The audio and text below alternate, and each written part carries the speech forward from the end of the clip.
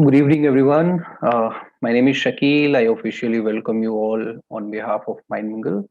Thank you for joining this meeting on time. It's precisely 6:02 right now, and we are already live on our YouTube channel as well. As you're aware, this webinar series is an initiative by Mind Mingle where we have planned to host Gopalan Sir's talk every week, focusing on meaningful living, questioning the challenges we all face to stay purposeful in life.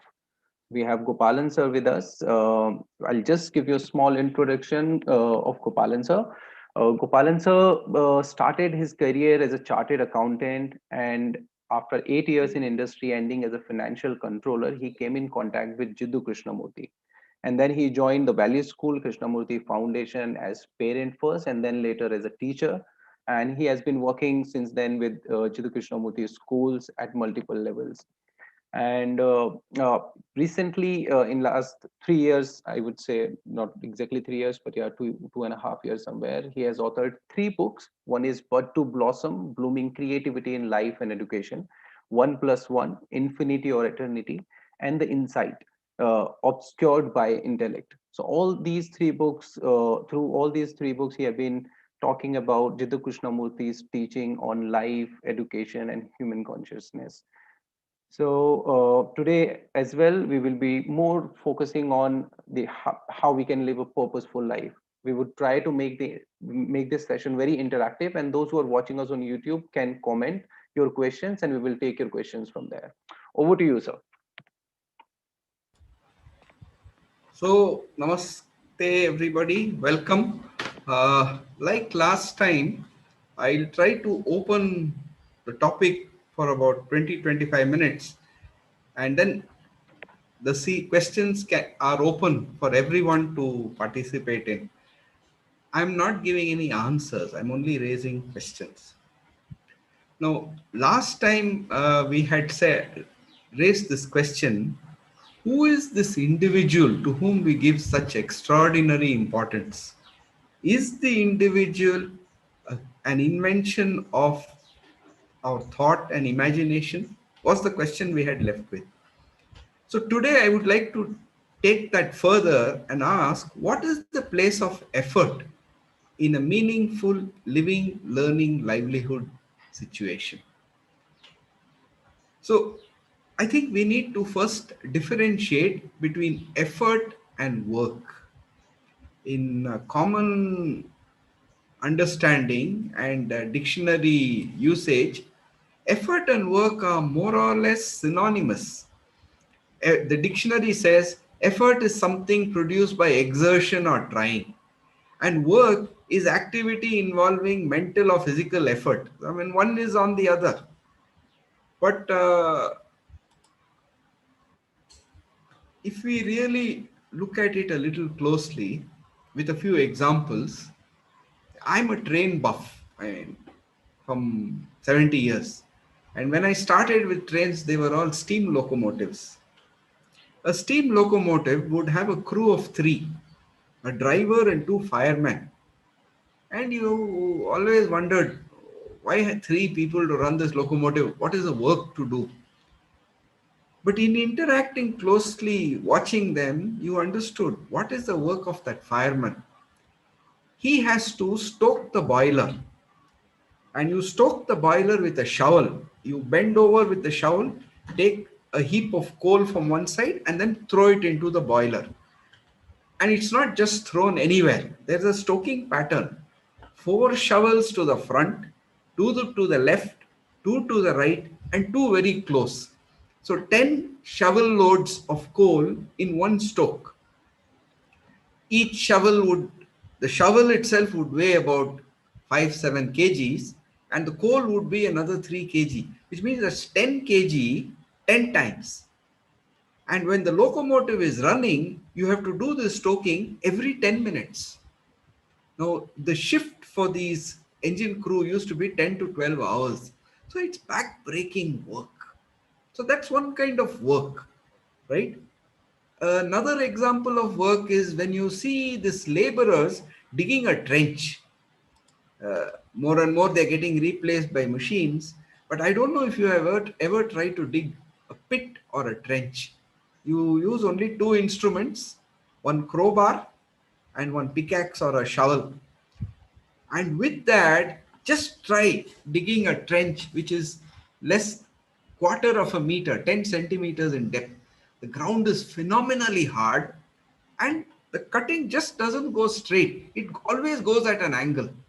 But if you see the trench cut by any of these professional diggers, the trench is absolutely vertical. And they have their own pace right through the day. They keep working just at that, digging, removing mud, and they get the perfect trench to the dimensions that you have given. Then there is intellectual work. Uh, when you see an accountant poring over his figures morning to night, a non-accountant always says, "How can you sit with figures all the time? Don't you get tired?" So that's also another kind of work. All these examples have something common in them, some traits. The first thing is that work has a certain rhythm. There's work, then you feed, then rest. Work, feed, rest, and it goes in a certain rhythm. The second trait is that this work has no direction. It's just work. It's kept you just keep doing it. The third trait is in this work, there is no comparison or measurement. You just keep doing your work. That's it. And the fourth trait is that work has no identity with any individual or anybody. Now, therefore, when you look at effort, effort seems to imply the negation of all these. First, in effort, there is no rhythm, there's an absence of rhythm. The second thing is effort always has a direction and a goal. The third is in effort, there is always comparison, measurement. And lastly, effort is very much in encouraging the identity of the individual. So it seems effort is intervention in work by thought intellect. Now, is this intervention required? Does it have other implications? Does it bring in implications which we never planned for? So, effort can only come from thought. So, is there a place for thought in our life? Obviously, there is a place for thought. Thought is required when we have to recall, compare, analyze. At such times, you must have thought. But are there times and places when thought is not required, when we don't have to compare, when we don't have to analyze, when we don't have to recall? Is thought required? Do we create problems because thought comes in when it is not required? Now, thought seems to have an energy and life of its own. What is it that gives it this compulsive strength and insistence and energy? If we observe the process of experience, our day to day experience, first there is a contact. As in, so long as we are alive, we interact with the world and our body in that interaction has contact. That contact for us generates sensations through the sense organs. So these five sense organs generate a sensation. That sensation is sent to the brain, and there is a perception. Immediately, as if it's a continuous process, there is these, you can see thought rising from that perception, then categorizing that experience. I saw it last time, or I don't like this experience, or I wish it was like this. Thought comes in, there's a projection of what we would like, and from that projection comes the desire. I would like to have more of this, I like it, or I don't like it, I wish this would end. This seems to be the entire sequence of the whole contact experience that we have right through our lives. So long as we are living, This contact and experience is unavoidable. You can't isolate yourself however much. You can withdraw into a forest, but you can't cut yourself off from this experiencing that has to happen. But the question comes, is it possible while having that experience to be aware of each of these stages as it is happening? And that when you ask that or when you observe that, the question comes, why does thought arise? Why doesn't the whole thing just stop with perception? You have a contact, the sensation arises, there's the perception. Why doesn't it stop there? What makes this thought come in? We didn't ask it to come, it seems to come of its own volition. But it's not a living thing, so how can it have its own volition? So that's one question. What makes thought rise at all? Now, thought is, we always think of thought as a process of recognition from memory. But with every act of thought, there is also a projection of an imagination of what we'd like it to be. So it seems that recognition and projection are two sides of the same coin. So if you take one, you have to have the other. You can't have thought which only recognizes or which is only in imagination. There must be recognition and projection, both go together. Now, when this imagination rises, that is when thought rises, does it obscure that perception that we had? And it was this that gave rise to that title, Insight Obscured by Intellect. Because perception is insight. And we are perceiving and having this insight in every moment of our lives. But by thought arising, is that perception being obscured, clouded. So it seems we have an option. Either you live in the moment, in that perception, or you live in the world of thought or imagination. It's an either or. It's not possible, it seems, to have one foot in perception and at the same time one foot in thought and imagination. So it's an either or. Now, when we project, inevitably the end result of that is a desire for more. And therefore, every time we move from perception to thinking about it, imagining about it, are we strengthening desire? Is it like throwing petrol on a fire? But we all have also the experience of doing something for its own sake, where there is no motive. We don't have anything to get out of it. And I think at the younger ages, we have more of such experiences. But as we grow older, responsibilities become burdens and we seem to be weighed down with them. So definitely there are these moments when you are doing something for its own sake. And in that, when you are doing that, do you even know that you are doing it? Is there even a recognition of doing it? At that time, does one feel effort at all in doing that? So, life gives everyone responsibilities. Responsibility as a parent, responsibility as a child, responsibility as a friend. It takes effort to meet responsibilities. You can't meet responsibility without an effort. So, is there such a thing as positive effort?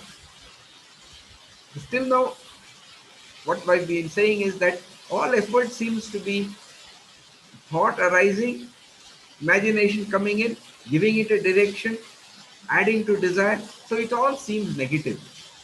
But is there such a thing as positive effort?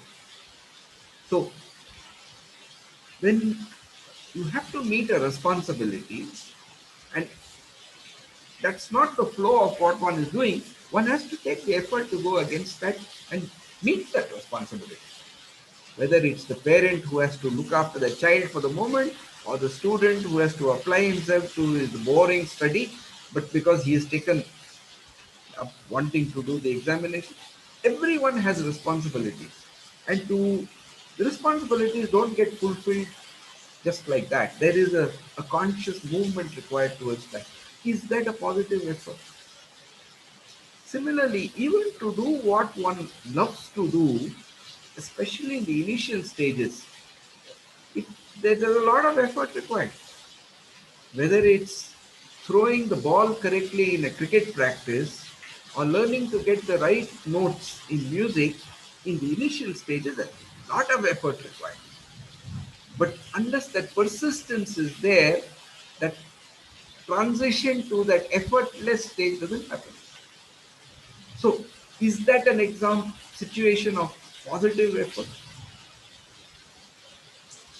Doing something for somebody else, is that a situation of positive effort? Because we said effort is always for the individual. So when you do for something else, so it seems it all goes back, for whom is the effort? If the effort is for the individual, and as we said last time, the individual is a product of imagination, then the effort is only in the direction of extending that imagination, and that is obviously not positive. So, can there be a meaningful effort which is not with the intent of furthering that sense of individuation? And even to make that effort to consciously be aware of that individuality rising, isn't that effort? And isn't that, in a sense, positive effort? So I'm bringing this positive and negative effort. I don't mean to do it in that sense, but effort has its place. And it seems that the purpose, the motive for which that effort is put in decides whether it's going to be in a positive direction or a negative direction. And very clearly, effort has enormous place in our lives. And the final connect with that is this effort is always linked with measurement, with a goal, with an achievement. Is that necessary? You see the example all around you in nature. You sow a seed, you water the ground, the sun shines, it blooms into a plant. The plant brings forth flowers. The flowers bring forth fruit. Then the plant withers and dies. There's work in all that, but there's no direction of it. It seems that living organisms have their own intelligence. Does a human being not have that own intelligence? Uh, you watch, at least until 50, 70 years ago, most children were born at home. Today we have our mindset says if a child has to be born, it has to be born in the hospital. Can't be born at home. How can it? And we are now progressively coming to that stage where we say, if you have to die, you have to die in a hospital. In the ICU, pumping you with oxygen, trying to keep that body alive as far as possible until it's beyond your control. Doesn't the body have its own intelligence? It knows when it has to be born.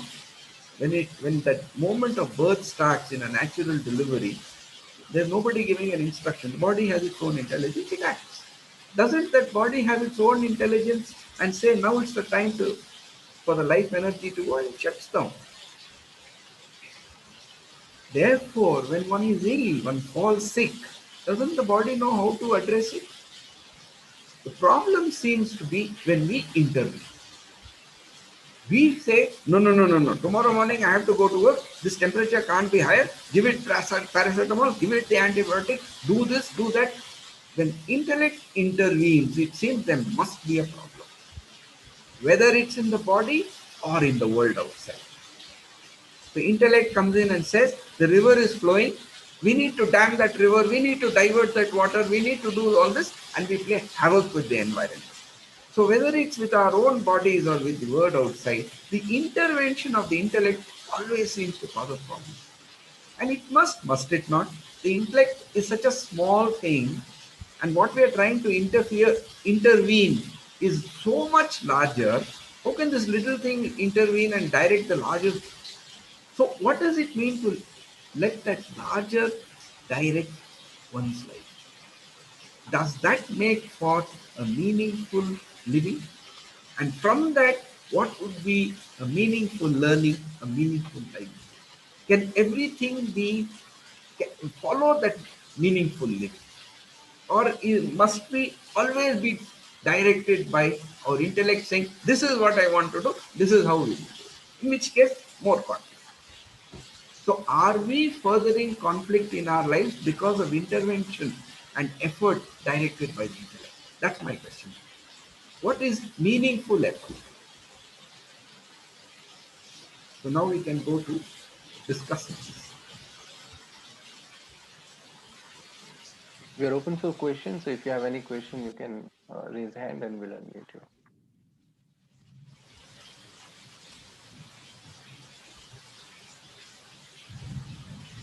Or else you can type in your question in the chat box.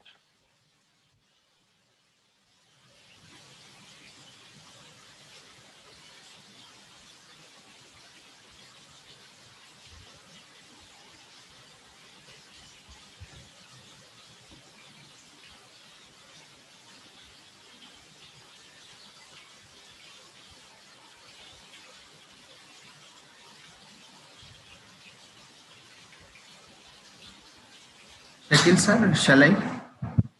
Please go ahead, sir. Good evening, Gopalan sir.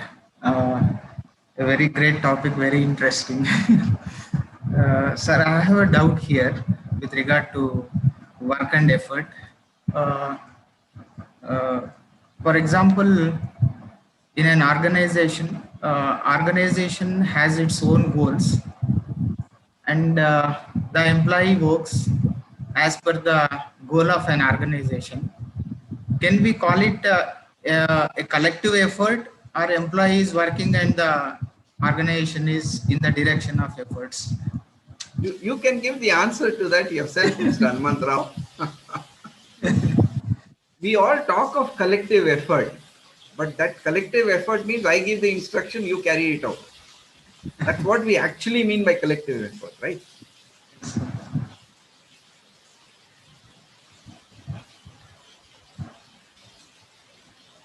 Sir, one more addition here.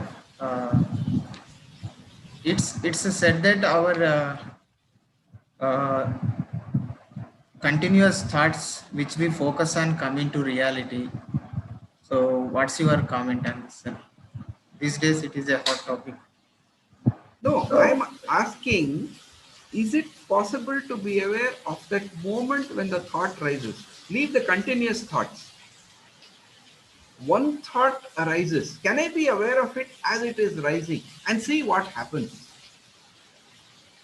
Not what will happen if I become aware. Can I be aware? Can I actually do it and watch and see what happens?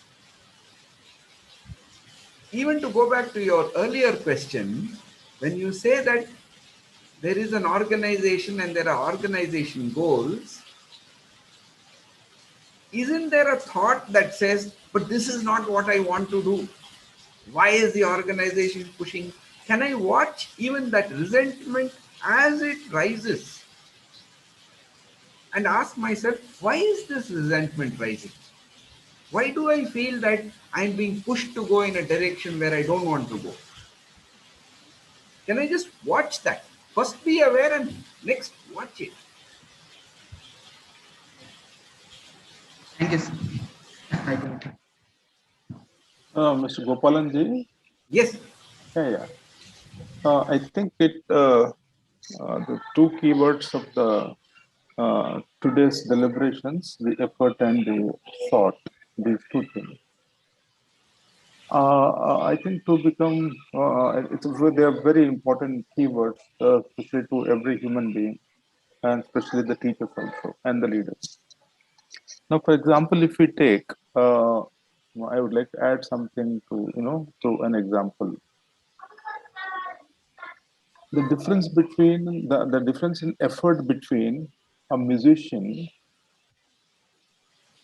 totally immersed in the musical activity, putting the best of the effort, and audience are enthralled, and that effort is just auto effort. It's just coming out of his a tool, whatever you call it. He's one kind of an effort, like a dancer or danseuse, dedicating a dance to the divine. An amazing dance is there is also an effort, but that music and dance are being done at her own command, at her own, this thing. She's doing it. She's living in that. She's believing it. She's doing that. But whereas when it comes to our children in schools and colleges, they are being asked by the parent and the school to complete so and so work in so and so quantum by so and so time. So there the child is forced to put an effort, forced to put an effort. So when somebody loves a game and puts the best of the effort, that is a positive effort, what we call it. But somebody does, listen to someone and follow someone's instructions, and then is forced to put that kind of an effort. I think that does give a very, very negative kind of an effort. This is point number one. Point number two, as far as thought is concerned, that is the like a devil in the deep sea for most of the humanity, because we live in thought but not in the present. We live in the thought. When I look at people, like I say, I'm giving an example. I am reminded of my past experience with that person, or with that thing, or with that development, with that incident, with that accident, whatever. But if I break free from that, not by effort again, as you said, break free from that, and thought comes out, expresses, dies its own death without we doing anything to that, dies its own death. Then when we want to do something to the thought that comes out, that emanates, then the thought becomes more and more powerful. Again, it gets implanted in our brains. So one thing that we as human beings normally don't do is that just, as you said, observe the thought as it comes and see how it behaves. We don't do that. We add color, we add meaning, we add kind of pain, we add something, some kind of excruciating pain, pleasure, whatever. So I think that when thought is treated like that, that becomes permanent and does intrude into every present. There the immersion does not take place. Immersion of the person into the nature, into an activity, into self, into whatever, into a transaction, a transformation, relationship, it doesn't really happen. So if we are able to know these two things, the distinction between these things, the positive effort and the negative effort, and also the thought, and then probably, and live in the present holistically, that is completely, and I think man would probably start redeeming himself from these things. This is what my take.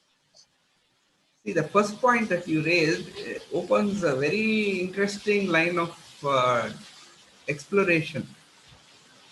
That musician who was immersed effortlessly in his music, or that dancer who was effortlessly dancing, they didn't start like that. They came to that after a very, very rigorous preparation, and during that preparation, inevitably people they would have felt, why this torture?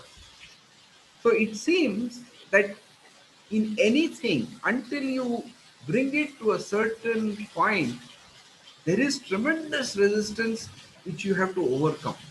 Even lighting a fire. See, if we haven't lit a fire, it's quite a torture to get a fire going to, if you have to cook something on a fire. There is an art to it. But it's by doing it many, many times and also watching. Every time you light it, you learn something about it. Every activity under the sun seems to have that. Even the simple act of cooking, which we take for granted, all this initially involves repetitive practice, failures in the sense that mishaps happen, things don't come right, you slide back, you move 1 foot, you come back 2 feet. It is this effort, this is where that effort is involved. And it seems that this is a necessary process of being able to get to that point where you don't feel that burden of effort anymore. If this is the natural sequence and flow, my question comes, how can a child avoid that tediousness of the effort? Because this is what is the major problem we are facing today at the younger ages. When we say that you enjoy yourself, you have freedom, you do this, nobody wants to put in that kind of effort. We say repetition is boring. Making mistakes and not reaching that point is too tedious. Everything is a tedium. Tedium has come into that. When do you feel this tedium? And how do you cross that point where you then say, now I understand what it is?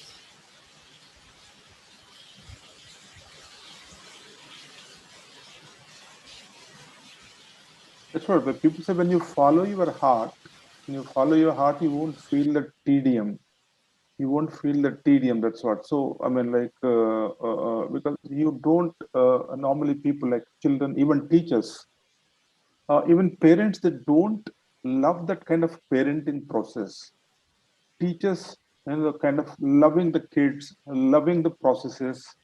That is the most important thing. Where the tedium is a distant possibility. Tedium will not be part of the part of this thing. So today the tedium is a big major devil today. In a family, in an office, in a community, in a school, the tedium is maybe self-generating or maybe because of external forces. But the tedium is a tedium that has been inflicting the humans, especially in the last maybe century or two. That has been a major driving force, very negative major driving.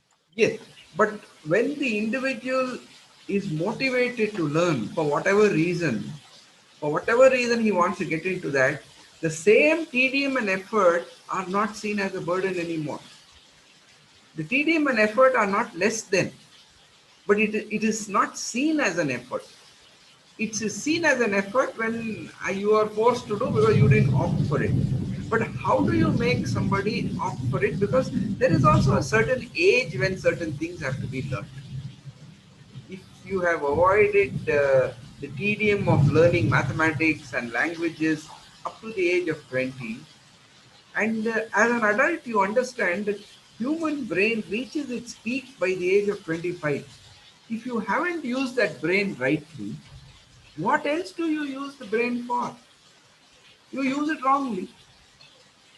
So it's bad enough that you don't learn to use rightly, but because of not using rightly, if you have misused it, that the correction of that misuse is not sometimes not even possible. So to me, the illustration comes of a garden, these creepers. Initial stages, a creeper, when you put it in, it has to be protected. You don't want cows to come and eat it. You want the creeper to grow straight, so it needs a support up to a certain point. Some plants become self-supporting after a certain age. Some plants are always creepers. They always need support. They grow only on something else. If that's their nature, then that has to be provided. How can you say, no, no, you will learn to stand up all by yourself? You can't. But this is a big question today. You see, on one side, you don't want to pressurize anybody, but on the other side, you see that unless you make that effort, you're not going to experience the joy of it. No, if you don't want to make the effort, and the alternative is provided, the alternative is available, that you can sit on the couch and watch the TV all the time, which is actually not the alternative available. Hmm? See, the human being, particularly in our society, doesn't have to earn his need. The child doesn't have to earn the need, right? He's provided the need. But in every other living being outside of man, they have to earn that. If they don't earn it, they don't eat. That seems to be a very cruel way of doing it. Seems to be a very hard way of doing it. But is there any other way of doing it?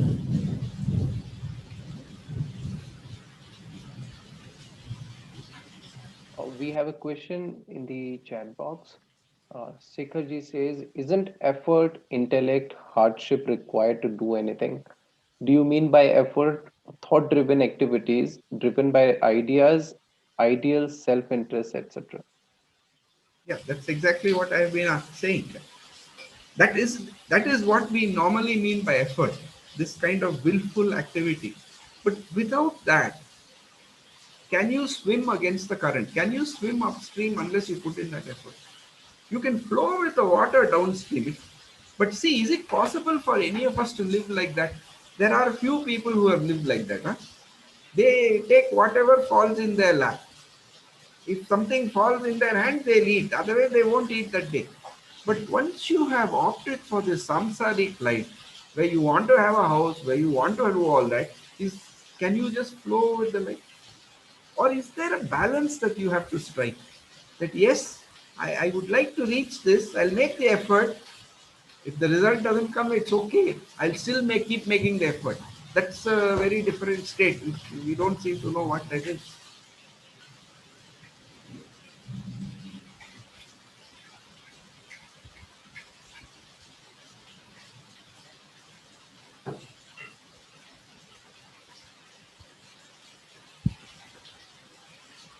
We have 20 more minutes. If you have any questions, you can ask. Will effort create stress? Without stress, can we put in effort? See, what is that stress? I am doing something that I don't want to do. That is a stress, isn't it? Is there stress if that I is not there? Or when the I is there, stress must be there. The stress of the effort, the stress of not reaching the target I want, the stress of I reached the target, but then my neighbor has gone beyond the target. So that also becomes a stress. So long as the I is there, must there not be that stress? So does that mean there can be no progress?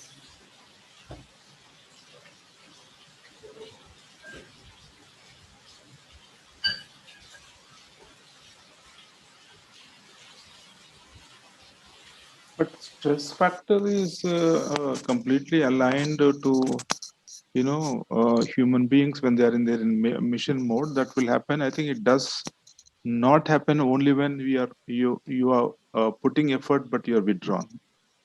You are putting effort, but you are withdrawn. Psychologically, that effort is going up, effort is in place, the best effort is there. So unmindful of the consequences you're putting in the efforts. So when that end result, if you are not concentrating on the end result, the end point, only deeply involved in the present task that you're doing, and I think, I mean, without looking at the result, then there's a scope of stress not being there in you. But does that come naturally to anybody to just do what you have to do now at this minute and not look at what result will come? Because it is so, like these ideas are so short change for in every office, management principles, policies, leadership trainings. What is being put in the minds of the people who are at the charge of a designation or whatever it is, that this is the goal you have to achieve, this is what you need to work for, this is how you should do it, this is what. So a kind of these things are streamrolled into one's designation. So that is accepted from an alien kind of a thing, that is not born inherently. So when it is converted into inherent kind of a thing, then I think stress will be away from that person. But always a student has to respond to the teacher, go by what the teacher says, what the teacher dictates, the timelines, how it should be done, what should be done. then the child will go through a lot of incarceration and a lot of pain and stress. So if a school can make the child take a plunge into that, and if there is a kind of a flexibility and dynamism in learning, and then being given a premium place, and importance to actually to fathom his own learning, then I think definitely the child will be away from this stress. Nowadays, especially as the children are at home in the pandemic, they are the most vulnerable as far as the impact of stress is concerned. It is actually resulting in many things. The relationship with the parents, siblings, maybe a part of community and all that. So that is playing a heavy negative role. These children will have to overcome that. So stress factor, though is not healthy, will have to be overcome again, as you said, through effort. No, but how will that happen if at the beginning point in the home itself the same situation prevails? See, in a home, don't we do all the things that you just pointed out? Everybody is not equal in the home. The one who brings in the income, his status is different. Therefore, the one who is not earning an income, invariably it's her status which is lower in our own minds. And therefore, that whole activity of managing the house, making sure food is on the table at the right time is given a lower importance. Although we all understand intellectually that that's the key to the whole thing. Without that, nothing will work. But still, in our minds, there is that gradation, right? And therefore, all kinds of reactions come in that social structure. Let's leave the social structure. We don't have to Yeah, get we into don't that. want to. But somewhere can that change unless we learn to put ourselves into that and understand the effort. We think there's no effort required to run a house. I mean, what is it? You have to sweep the house, clean it, cook the breakfast and lunch at the right time. If you're doing it day after day after day after day, then all these questions that we think, in our life, that there is tediousness, there is repetition. Why is it not felt there? Or why should that person not feel it? And if there is that sensitivity that this nature of job is like that, then you would try to participate. You would find whatever ways. Technique doesn't matter. So right Mhm. there we already have a wrong beginning. Then how will it translate into something different later in life? Yeah, like that son of the soil theory, that mother and father, of the two siblings, the both of them love the one who is getting better grades than the other person, than the other child. That child is not given the same importance as the other child. So this, as you said, that is one is economics, where of the two, one is earning more, the other one is not earning. That kind of disparity is there. So there comes the differentiation.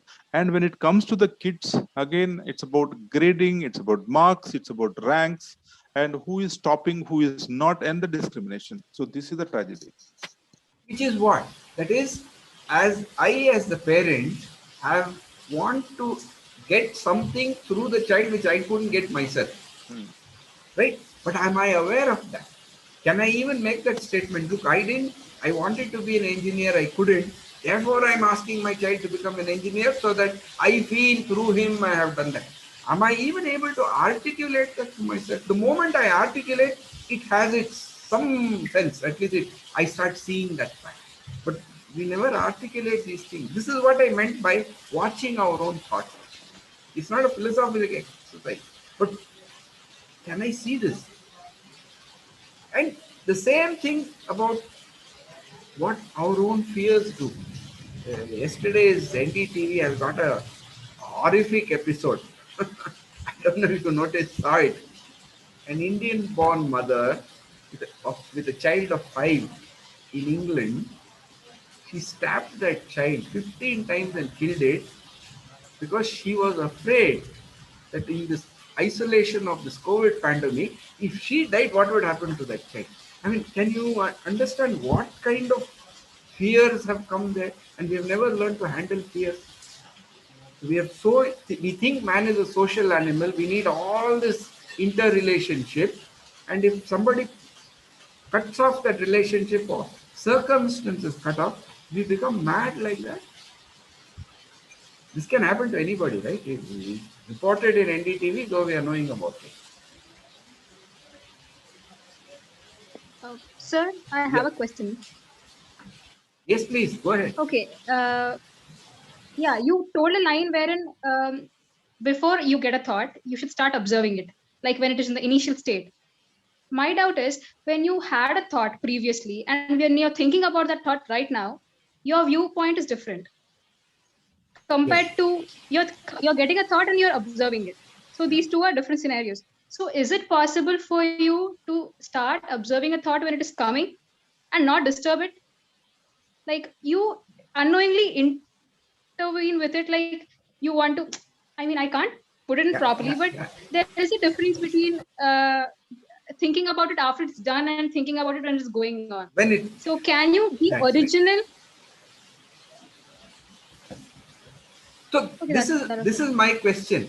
See, why does that thought arise? I see a flower in front of me. I see the flower. Why should that thought come up and say, ah, this is the rose? Why should it give that? Who asked it to come? There must be something that instigates that thought to rise. Otherwise, why would it rise? aren't we taught like that? I mean, you are you Partly, I agree. Yeah, yeah. Our education is one of the major culprits because we are taught to give answers all the time, categorize, label. Yes, from a very young age, I understand that, right? But that Mhm. alone is not the problem. That's a major contributor. I agree, right?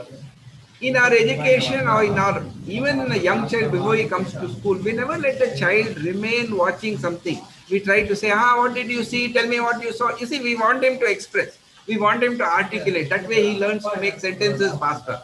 We have our own motives. So I'm only asking, is it, you can't tell a young child observe what made your thought rise, and that's it's not possible. At our level, can we watch? It's impossible to look at a flower or the sunset or the sky without immediately saying, oh, this flower, I have seen this earlier. What you pointed out, that past thought comes in. It seems impossible. Is it impossible? And can, in one attempt, can one cross that barrier? That's where the effort comes in. like, no, if we think it is impossible, then there's no Exactly. question about arguing about it. But Right. yeah, if you think it is possible, then okay, let's suppose that it is not possible in one attempt. What kind of attempts should you make, or what kind of efforts should you make so that you get it right, not in first attempt, but yeah, multiple attempts, because not everybody talks about it, so you can't get it anywhere else. So like, See, we've already got our objective. I want to get it right. What that getting right is, I don't know, but I want to get it right. Right? That's part of our training, part of our build up. Huh? So we never know what it is to remain with something. This is what I meant. To do something for its own sake is something we are never taught, allowed to do from a very young age. So that's part of the problem. But even in that, we can still discover that I love to do this. When I get some free time, I'll go do it. If I have an interest, I will start doing it.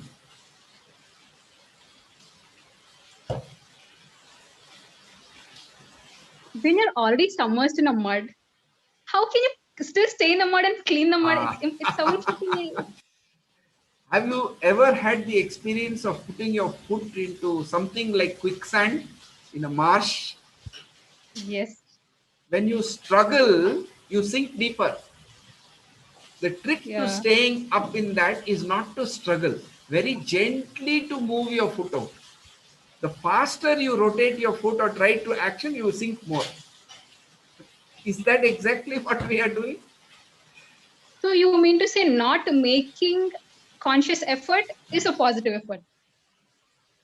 If I see why I am making the effort, I'm making the effort because I want to reach, right? This wanting to reach itself is a problem. So can I ask Not why? wanting to reach is also an effort, No, so why do I want to reach? because you want it. So there's something that comes with it, right? The recognition of that comes. Society recognizes, everybody applauds. We all want that. I Hmm. mean, why not? So we can be honest about it. We like that kind of recognition, right? So that's one of Yes. the major things. We want recognition all the time. Why do I want recognition all the time? If I am completely satisfied, would I want recognition? No. So that we are now coming to the next topic, which I'm going to start next week. What? Why do we want it? Because somewhere there is an insecurity. If I'm not recognized, will I become insignificant? So there is a fear and insecurity deep down. And I'm suggesting it is this fear and insecurity which makes thought say, get up and start acting. I'm suggesting that. That's a But different when you're in a exploration. world full of people that care about these insecurities, Right? when things like these matter the most, and Yes. if you act like they don't matter, I mean, it's okay. I mean, you could stay happy being the way you are, but still, at some point, you will definitely be hit by all those things very hard. But yeah, because you're surrounded by people of that type, Right. so you can't deny their existence. You We don't can't say that's wrong. You can't say no you're no right. You can't say anything. we don't say anything about them. But I don't act as if it doesn't matter to me. Do I want to run the same way? In which case I should. But if I feel, no, I would like to do something different, why do I need the world to confirm that what I'm doing is okay for me to do? Why don't I have the strength to say, this is what I want to do? I feel it's right. I'll try it. If I make a mistake, it's okay. I learn from that and I turn. What's the problem with that? The problem comes because people want to please others. No, that's or you go by what others think about you or they want you to do. But if you, don't fall into that kind of a trap that you need social recognition, social acceptance, and acknowledgement, and I think then you are free from that kind of a bondage. See, throughout history, haven't there been people who have said, we don't care a fig what they want? This is what we want to do. We'll strike our own path. Throughout the history, you will find people who have done this. No, I mean, I have a scenario. Like, let's imagine that, there's a person who's got kids, and he comes from a middle class family. Yes. So now everything works in terms of money. Like, Yeah. पैसों से चलती है दुनिया. And then Yes. now you Yes. can't be like, I'm happy with 50,000 a month. I can, we can have 3 meals per day if you have 50,000 a month. Yes. But yeah, if you want to send your kids to Harvard, MITs, and you want them to get good education, you don't want to compromise on health. So you should Yes. earn more money. To earn more money, you should definitely work hard. And then you have that quest to earn more, earn more, earn more. And then Yes. you can't be like, I'm satisfied. Correct. If you go that way. But do you ever ask yourself, look, I want Mhm. these children to be happy in their life by going to Harvard and all these places after spending all this effort? Is that going to make them happy? What is going to bring? Would you not ask this question at some point? What really will bring happiness? One thing is that you can't give anybody happiness. You can't get happiness in search of it. But one thing is you can give opportunities so that they can find happiness. So, in what do I you mean, find I happiness? mean, sorry, I didn't get the question. In what do you find happiness? I know it boils down to satisfaction. So, so when you are completely involved doing what you are immersed in, you are happy, aren't you? But we seem to be Yeah, saying, provided it gets huh, me money because you ah, can't live without it. see that this is just, we are so trained now to think in terms of money. You really love to do something. You might say, it's okay, I won't have a car because I love to do this. This is more important. You That kind of a fire, that kind of a passion. Look, this is what I want to do, and I'm going to do it. And whatever are the costs, I'll face it. Do we encourage anybody to go that way, including ourselves? No. That's what I'm trying to get at. Is it important to encourage that? Yes. you are not it, then how can you encourage somebody to be like that? So since we don't have many people like that, Right. naturally You hit the it's nail on the head. Right? If you are not a fire, how can you light a fire in somebody else? Right? So our only job is to ask, why am I not a fire? Where is it? I'm living. Living is the fire. Why is that fire not coming out? Don't I need to ask that for myself, not for the world outside? but for me to ask that question, I should be trained in that way. Who's going to train you? As you said, everybody around is running in the same way. How can they train? They But it should train. start somewhere. They train you in their own way. So that is why last time I asked that thing of Krishnamurti, can you be a light unto yourself? Why do you depend on anybody to train you? There is enough inspiration available all around. And we all have that same intellect and intelligence. So what is this training somebody else is going to give?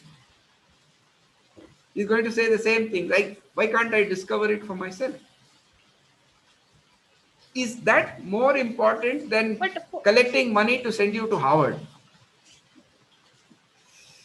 no, I wouldn't say that. But to realize that you should train your own self, I think we should reach at least, you should have enough exposure. Yeah. And it partly comes through, I mean, parenting, the That's, way you are brought up, that's right. the education that you have, your, I don't know, maybe your circumstances also, your Yes. friend circle. And Yes. we can't expect it at, very younger age unless until we teach them. That's So right. then it takes time, and then by 60 we are old, or by 70 then we can't do much, even if You you can't do much. realize. Yes. That's why I it mean, has yeah, to we be, can, it's yeah. question of this. So it has to begin when the child is still very young. So who's the most important teacher in all this? The home. And who in the home? The parents. So if the parents are not asking this question, then you have already handicapped that child. So parenting is a tremendously responsible task, whether you wanted the child or not, right? The child is there. What's your responsibility now? And you don't have a choice on that responsibility, right? So which is the most, you cannot give everything to the child. Which is the most valuable thing you will give? Will you give him the bank account balance so that he can go to college outside? Or will you say that, look, it's important you find out what you love to do. That's very important. Depending on where you are going to give a message. So it comes back to what you asked. How do I light that fire in myself first?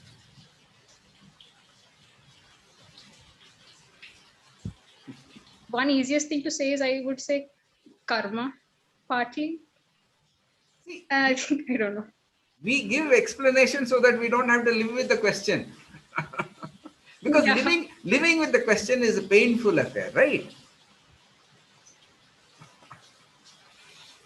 And when you know that a perfect answer doesn't exist. Exactly. So the perfect answer doesn't exist. Does it mean we don't hold the question?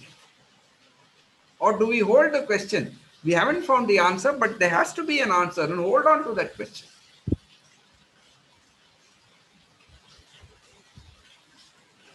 But more than the answer, I think holding on to the question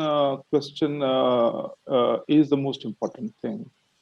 Because that question allows multiple insights inside you, and then you start exploring. You start coming out and figuring out. I think that kind of a question is very important thing. Once you get an answer, and I think a few more questions will start adding to the repertoire of the things. No, those questions again will lead you to Chaitanya, to so many other things. So the as you said, and even JK's philosophy, questioning. That kind of a tool should be the part and parcel of our approach. It's very important.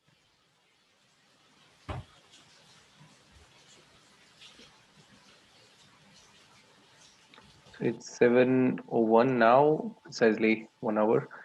And it's really been a good discussion today. Thanks to Vijaya and also Prasad sir bringing up so many questions. Do you have any closing remarks, sir, before we close? See, one factor which comes in all this is, which we didn't specifically say, but which is at the bottom, is this fear of not reaching, the fear of insecurity. So, in any exploration of this kind, we will have to explore what is the root of this fear, what is the root of insecurity. So, I would suggest next week, let's Yeah, explore fear and insecurity. insecurity. Yeah, Yeah. I was about to say this. That'll be really good. Yes. All right. So thank you very much, everyone, for joining us. We'll be closing the session now, and we'll see you again on Saturday at the same time. Thank Thank you. you. Bye bye.